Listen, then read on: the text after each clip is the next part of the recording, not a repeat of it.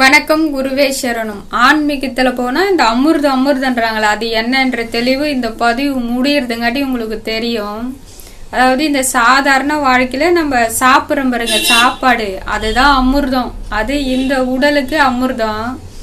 இன்னொரு உடல், சூட்சம உடல், ஞானத்துக்குள்ள செல்லும் பொழுது ஞானிகள் மகான்கள் அமிர்தம் உண்ட ஒரு உடல் அப்படின்னுட்டு சொல்லுவாங்க பாத்தீங்களா. அந்த மாதிரி நிலைக்கு இந்த உடலே மாறப்படும். அந்த அமிர்தத்தை நம்மளும் உண்ணலாம். சில ஞானிகள் மகான்களுடைய அருள் இருக்கணும், கடவுள் அருள் இருக்கணும், நீங்க பிற உயிர் நல்லா இருக்கணும்ன்ற எண்ணம் கொண்டு இருந்தால் மட்டுமே அந்த அமிர்தமும் தனக்கு கிடைக்கும். நம்ம வாழும் பொழுது ஒரு நபருக்கு கூட துன்பங்கள் துயரங்கள் அழிக்காத நிலையில தன் வாழ்க்கையை தானே ஒழுங்கா வாழ்ந்தா போதுங்க.